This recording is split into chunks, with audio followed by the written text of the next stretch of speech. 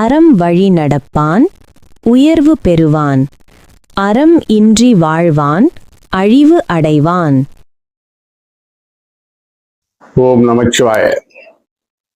இன்றைய பதிவு என்பது குருவை தேடி, குருவின் மூலம் திருவை தேடுகிற வழித்தடம்.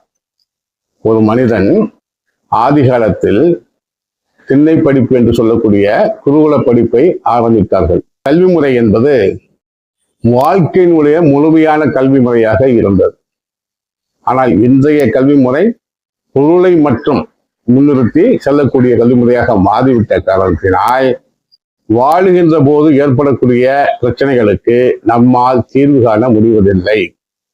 எனவே ஆன்மீகத்தினுடைய துணை இல்லாமல் ஒரு மனிதன் கண்டிப்பாக வாழ முடியாது என்பதை அனைவரும் புரிந்து கொள்ள வேண்டும். ஆன்மீகம் என்பது இயற்கை. இயற்கையோடு ஒன்றி வாழ்ந்த நம் முன்னோர்களுடைய வாழ்க்கை தான் சரியான இல்லற வாழ்க்கையாகவும், அதன்படி ஏற்பட்ட துறவற வாழ்க்கையாகவும், அதன்படி இறையை தன்வசப்படுத்தக்கூடிய ஆற்றல் உள்ள மனிதராக மாறினார் என்பதும் வேறு உண்மை. என்னொரு குருவிடம் குருவை எப்படி தேட வேண்டும் என்று கேட்டபோது, வைத்தியன் என்றால் கட்டை கேள், கட்டு தெரிந்தால் அவன் வைத்தியன். யோகி என்றால் வாசியை கேள், வாசி தத்துவம் தெரிந்து வாசியை பயன்படுத்தக்கூடிய ஆற்றல் உள்ளவன் தான் யோகி. ஞானி என்றால் நிலையை கேள், நிலை என்றால் சுரவரத்தில் சோகு மேற்கொண்ட பிறகு விருதம் ஞானம் என்ற இரண்டு நிலை உண்டு.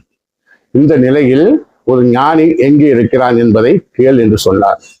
அந்த அடிப்படையில் என்னுடைய தேடல் ஒரு குருவை தேடும்போது நான் எடுத்துக்கொண்டது இந்த உலகத்துக்கே அறிவினுடைய அடையாளத்தை இயற்கையோடு ஒன்றி ஞானமாக்கி நம் வாழ்விலின் முழுமையான வீடு அடையக்கூடிய ஆற்றலை தரக்கூடிய திருக்குறளையும் திருவள்ளுவரையும் நமக்கு அவரை முன்னிறுத்தி அவருடைய இயல்பு என்ன என்பதை முழுமையாக உள்வாங்கி நமக்கு விளக்கம் தந்த பதிமேலாளர்களையும் ஏற்றுக்கொண்டுதான் நான் என்னுடைய வாழ்க்கையை தொடங்கினேன். அப்படி தொடங்குகிற போது வேதம் ஒரு பக்கமாகவும் சைவம் ஒரு பக்கமாகவும் இந்து மதத்தில் நிற்பதை நான் கண்டேன். வேதம் என்பதும் சைவம் என்பதும் வழித்தடங்கள் தான், இரண்டு வழித்தடங்கள் தான். இந்த உலகத்தில் உலகம் என்றால் என்ன என்ற ஒரு கேள்வி எழுகிற போது அவை பொருள்களின் கூட்டு என முன்னோர்கள் சொன்னார்கள். உலகம் என்பது பொருள்களின் கூட்டு. பொருள்கள் என்றால் என்ன என்ற கேள்விக்கு நாம் எதிர்பார்க்க முடியாத ஒரு பதில் கிடைத்தது. பொருள் என்றால் குணங்களின் கூட்டு. இந்த உலகம் விஞ்ஞானத்தின் அணுக்களின் கூட்டு என்று சொல்கிறோமே, அந்த அணுவினுடைய மூலக்கூறாக உள்கூறாக இருக்கக்கூடிய எலக்ட்ரான், புரோட்டான், நியூட்ரான் இவைதான் மாயை என்ற நிலையில், ஆன்மீகத்தில் மாயை என்ற நிலை சுத்த மாயையாக, அசுத்த மாயையாக, பிரகிருதி மாயையாக இருக்கக்கூடிய இந்த மாயினுடைய நிலைதான் முக்குணங்கள். இந்த மூன்று குணங்களின் அடிப்படையில் தான் வள்ளுவன் அறம், பொருள், இன்பம் என்ற மூன்றையும் வகுத்தெடுத்தார். அறத்தின் பயனாகத்தான் நாம் நம்முடைய ஊழ்வினை அமையும். ஊழ்வினை என்பது மூன்று நிலை உடையது.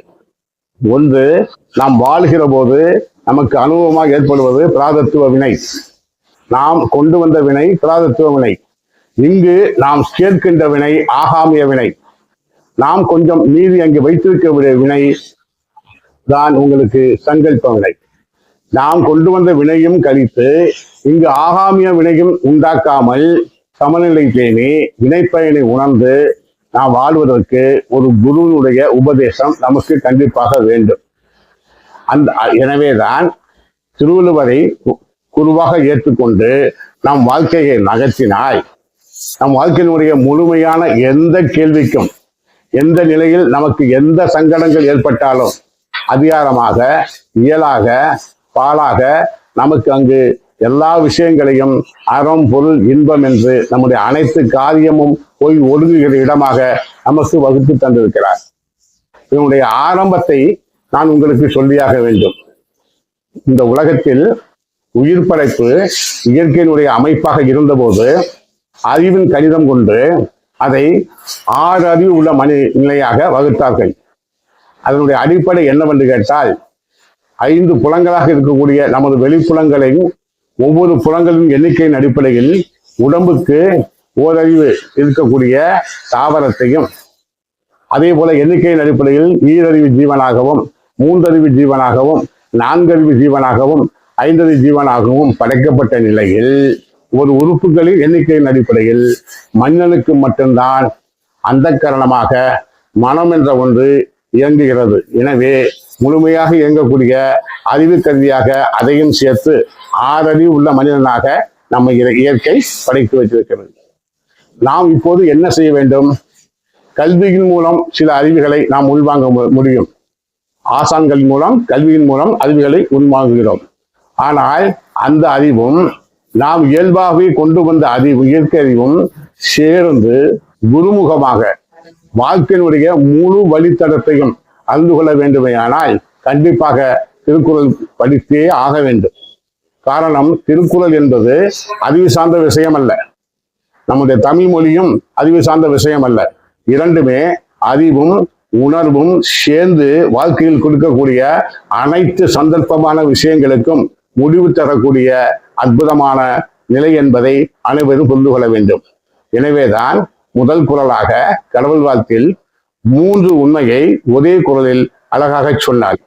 மொழிக்கு இலக்கணத்தையும் இறைவனுக்கான இலக்கணத்தையும் வாக்கு தத்துவத்தையும் அகர முதல எழுத்தெல்லாம் ஆதி பகவன் முகற்றே உலகு என்ற முகற்றே உலகு இறைவன் மட்டும்தான் இந்த உலகம் படைப்பதற்கு காரணம் என்பதை ஏகார வைத்து முகற்றே உலகு என அற்புதமாக கொடுத்தார்.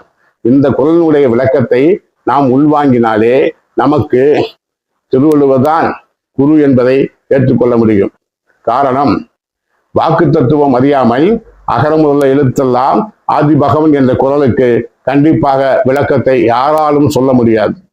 வாக்கு தத்துவம் என்பது இந்த நம்முடைய உடம்பில் இருக்கக்கூடிய மூலாதாரத்தில் ஒளிவட்டமாக சிறு துளி ஒளிவட்டமாக அறிவாக ஆக்கினை சக்தியாக இருக்கக்கூடிய அந்த வெளிச்சம் என்று இருக்கக்கூடிய அந்த ஆற்றல் தூக்குமை வாக்காக அங்கு இருக்கிறது. இந்த தூக்குமை வாக்கு குழந்தை பிறந்த போது என்ன செய்யும் என்றால், குழந்தைகள் பிறந்ததை பார்த்தால் காலையும் கையையும் ஆட்டிக்கொண்டு கிடக்கும். அப்படி காலையும் கையையும் ஆட்டிக்கொண்டு அந்த குழந்தைகள் கிடக்கிற போது இந்த தூக்குமை வாக்கு மேலேறி தொப்புளுக்கு வரும். அப்படி தொப்புளுக்கு வரும்போது உங்களுக்கு அங்கு பைசந்தி வாக்காக அது மாறும். அந்த இடத்தில்தான் ஒளி ஓசையாக மாறுகிறது. இதுதான் பிரபஞ்சத்தினுடைய நிலையும் நம் அகத்தினுடைய நிலையும். அண்டத்தில் நடப்பது பிண்டத்தில் நடப்பதை நீங்கள் உணர வேண்டும். இறையாற்றல் தான் நமக்குள்ளே இந்த இயக்கத்தை உருவாக்குகிறது.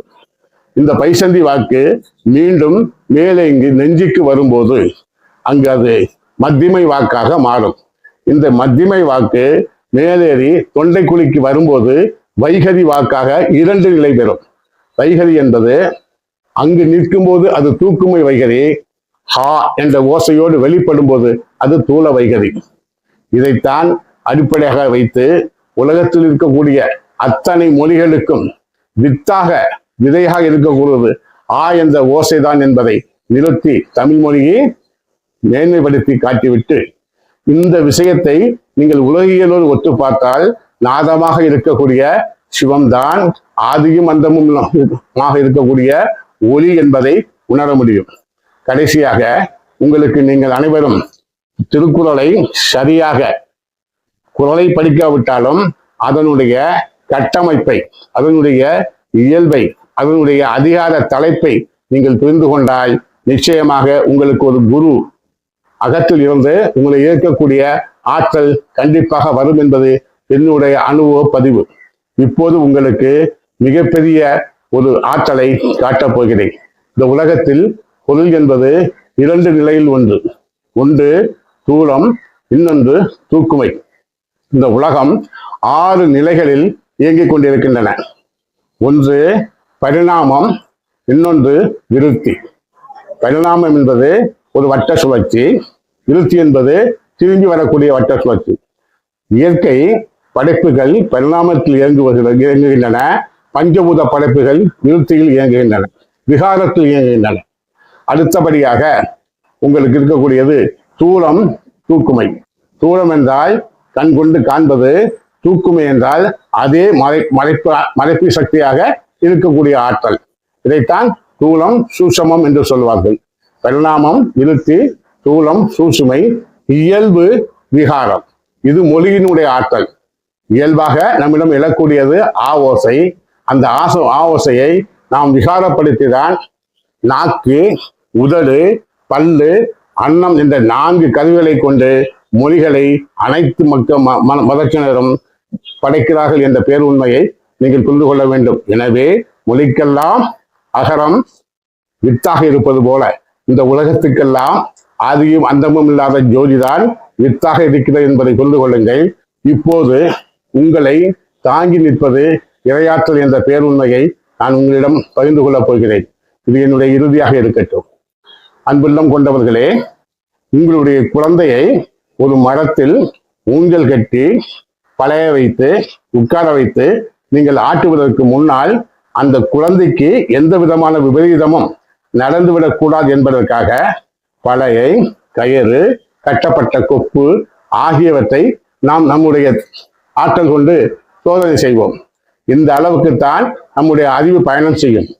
ஆனால் நீங்கள் புரிந்து கொள்ள வேண்டும், கயிறு குழந்தையை தாங்கி நிற்கிறது, கயத்தை கொப்பு தாங்கி இருக்கிறது, கொப்பை மரம் தாங்கி இருக்கிறது, மரத்தை பூமி தாங்கி இருக்கிறது, பூமியை ஆகாய தத்துவம் என்று சொல்லக்கூடிய இந்த பேராற்றல் தாங்கி இருக்கிறது. இந்த ஆகாய தத்துவம் என்பது நாதத்தில் உருவானது. நாதம் என்றால் ஓசைதான் ஆகாய தத்துவத்துடைய வித்தை. அந்த ஓசை என்பது ஆதியும் அந்தமும் இல்லாத அந்த ஜோதியில் இருந்து வந்தது என்பதை நீங்கள் உணர்ந்தால் உங்கள் குழந்தையை தாங்கி நிற்பது இறையாற்றல் என்பதை நீங்கள் புரிந்து கொள்வீர்கள் என கூறி உங்களிடம் விடுபடுவது உங்கள் குருஜியின் அன்பு வணக்கம்.